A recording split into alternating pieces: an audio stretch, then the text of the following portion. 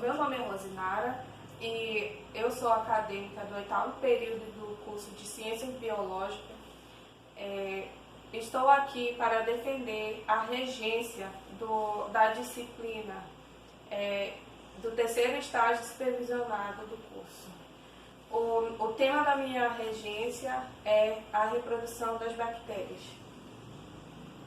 A classificação das bactérias é a seguinte: elas pertencem ao reino Monera, que é um grupo mais primitivo que tem dos seres vivos. Elas são unicelulares, ou seja, o organismo delas é formado apenas por uma célula, como nós podemos observar aqui. Esse exemplo aqui é de um organismo que é chamado de bactéria, diferente, por exemplo, dos seres pluricelulares, que para se formar um organismo é necessário várias células. Elas são procariontes porque o material genético delas não é preservado por uma membrana chamada carioteca ou membrana nuclear.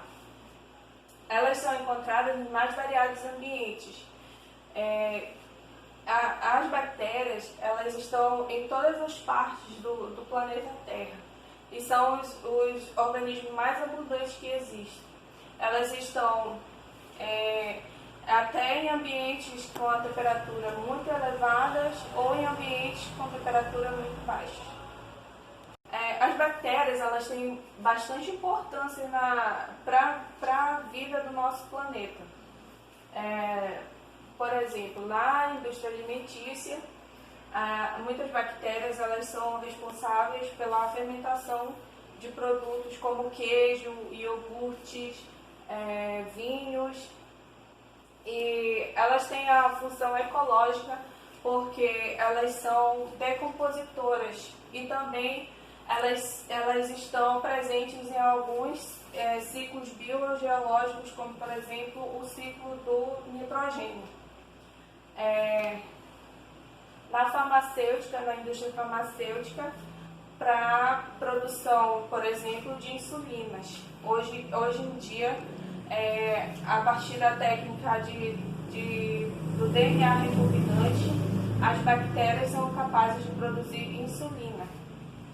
E elas são causadoras de doenças que nós chamamos de bactérias patogênicas. Enquanto a nutrição, as bactérias elas podem ser autotróficas, ou seja, elas não precisam da matéria orgânica para produzir seu alimento e nem de outros seres vivos para que elas possam se alimentar deles. Por isso que elas são chamadas autotróficas. Elas podem ser autotróficas sintetizantes, fotossintetizantes, que elas utilizam a energia do sol, e quimiosintetizantes, que elas utilizam matérias inorgânicas como elementos químicos, como por exemplo nitrogênio, para produzir o seu próprio alimento. Elas podem ser também heterotróficas, ou seja, elas precisam de outro ser vivo para se alimentar. Nós temos aqui exemplo das bactérias saprófitas ou decompositoras. Aqui no caso, nós temos uma bactéria saprófita. É uma colônia de bactérias que está decompondo uma cebola. Assim também como acontece no meio ambiente, nas florestas, quando as árvores caem, quando os animais morrem, elas decompõem a matéria-prima para que haja um ciclo dessa energia dentro do sistema. Elas podem ser parasitas ou patogênicas quando elas causam mal a algum animal, alguma planta ou algum ser vivo em geral.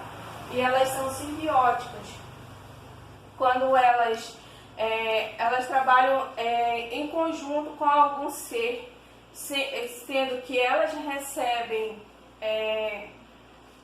algo em troca e também dão algo em troca. Por exemplo, as bactérias que tem dentro do organismo humano. Elas recebem nutrientes a partir da nossa alimentação e também ajudam a degradar os nossos alimentos quando nós nos alimentamos. Quanto à respiração, as bactérias elas podem ser aeróbias. O que quer dizer? Anaeróbias é que elas não necessitam de oxigênio para respiração. E também, algumas, quando entram em contato com o oxigênio, elas podem até morrer por causa disso, porque o oxigênio se torna tóxico para elas. Elas podem ser aeróbicas quando elas necessitam de oxigênio para manter a sua respiração. E elas são facultativas, ou seja, tanto na presença de oxigênio ou sem a presença de oxigênio, elas são capazes de sobreviver. Então, as formas das bactérias, elas basicamente são essas quatro. A mais redondinha, a esférica, ela é chamada de cocos. Essa aqui é bacillus, porque ela é parecida com bastão. Essa aqui é o vibrião, porque ela parece uma vírgula. E essa aqui é o espiral, ou espiroqueta, porque ela parece uma espiral. Enquanto a estrutura das bactérias, elas são seres bem simples, porque elas são seres bem primitivos. Ou seja, elas não possuem tantas organelas citoplasmáticas.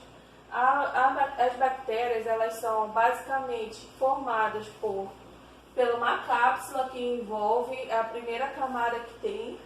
Aí depois da cápsula vem a parede celular, que é formada por proteínas e carboidratos, é ela que dá a forma e a sustentação das bactérias. E a membrana plasmática, essa parte amarela aqui, que é responsável pela seletividade do que entra e do que sai da célula. É ela que, como se fosse a porteira da célula, é ela que diz qual é a substância que vai entrar e qual é a substância que vai sair. Nós temos também aqui o citoplasma, que é essa parte em azul. O citoplasma é um líquido aquoso que preenche a maioria da célula. Aqui acontece todo o metabolismo celular. Dentro do citoplasma nós vamos ter ribossomos, que são as organelas nucleares